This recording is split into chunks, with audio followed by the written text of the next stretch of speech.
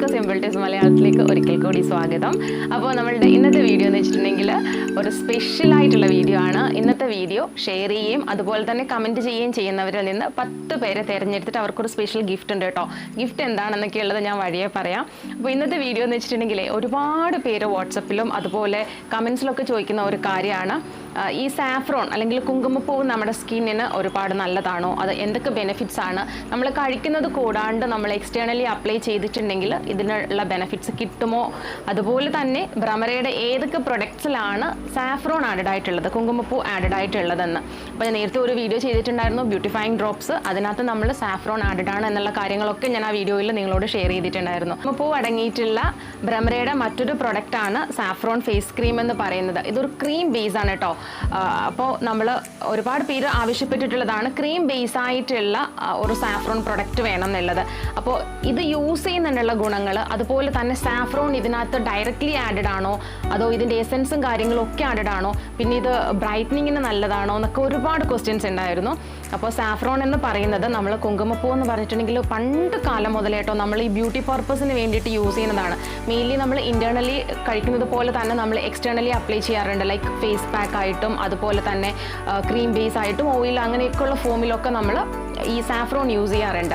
അപ്പോൾ ശരിക്കും പറഞ്ഞിട്ടുണ്ടെങ്കിൽ കുങ്കുമപ്പൂ എന്ന് പറഞ്ഞാൽ ഒരുപാട് ബെനിഫിറ്റ്സ് ഉള്ള ഒരു കാര്യമാണ്. ഈവൻ നമ്മളുടെ സ്കിന്നിൽ നമ്മൾ അപ്ലൈ ചെയ്യുമ്പോൾ നമ്മൾ ഏറ്റവും മസ്റ്റായിട്ട് നമ്മൾ ശ്രദ്ധിക്കേണ്ട ഒരു കാര്യം, ഇതിൻ്റെ എസെൻസോ കാര്യങ്ങളോ അല്ലാണ്ട് തന്നെ ഡയറക്റ്റ്ലി നമുക്കത് യൂസ് ചെയ്യാൻ പറ്റുകയാണെങ്കിൽ ഏറ്റവും ബെസ്റ്റാണ് കേട്ടോ.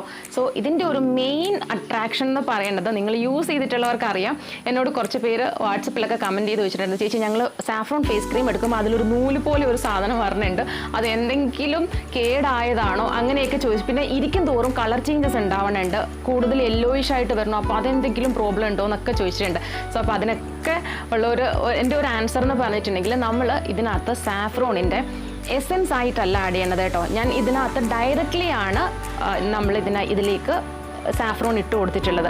അപ്പോൾ അതിൻ്റെ ഒരു ഗുണം എന്താണെന്ന് അറിയാമോ, അത് പ്യുവറായിട്ടും അത് ഫുള്ളായിട്ടും ഇതിലേക്ക് എക്സ്ട്രാക്റ്റ് ആവും. അപ്പോൾ നമ്മൾ ഉണ്ടാക്കി വെക്കുന്ന ആ ഒരു സമയം മുതൽ ഇതിലേക്ക് എക്സ്ട്രാക്റ്റ് ആയിക്കൊണ്ടിരിക്കും. സോ നിങ്ങൾ ആ നൂല് പോലെ കാണുന്ന കാര്യം എന്ന് പറഞ്ഞിട്ടുണ്ടെങ്കിൽ സാഫ്രോണിൻ്റെ കംപ്ലീറ്റ് എക്സ്ട്രാക്റ്റ് ആയതിന് ശേഷം ഉള്ള ബാക്കിയുള്ള ഒരു റിമൈനിങ് പാർട്ടാണ് കേട്ടോ.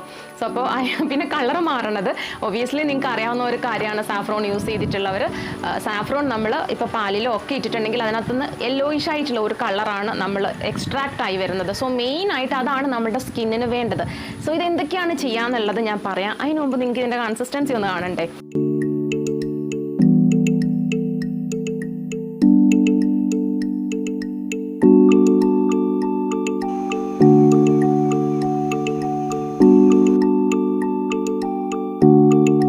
പ്രൊഡക്റ്റ് എന്ന് വെച്ചിട്ടുണ്ടെങ്കിൽ ഹാൻഡ് മെയ്ഡ് ആണ്.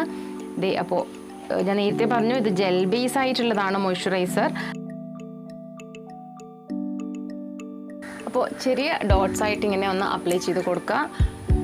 കഴുത്തിലും മുഖത്തും നന്നായിട്ട് അപ്ലൈ ചെയ്യണം കേട്ടോ. എന്നിട്ട് ലൈറ്റായിട്ട് മസാജ് ചെയ്ത് കൊടുക്കുക.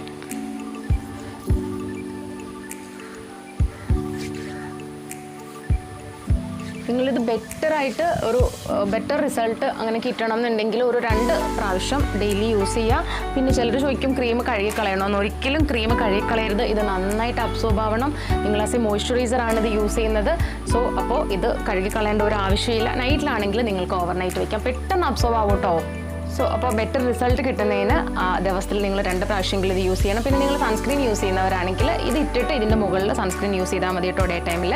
അപ്പോൾ ഇന്നത്തെ വീഡിയോ എല്ലാവർക്കും ഇഷ്ടമായെന്ന് വിചാരിക്കുന്നു. ഇഷ്ടമായിട്ടുണ്ടെങ്കിൽ ലൈക്ക് ചെയ്യുക, അതുപോലെ നേരത്തെ പറഞ്ഞതുപോലെ ഷെയർ ആൻഡ് കമൻറ്റ് ചെയ്യുക. അപ്പോൾ അടുത്ത വീഡിയോസ് ആയിട്ട് വരുന്നത് എല്ലാവർക്കും ബൈ ഫ്രം സരിത.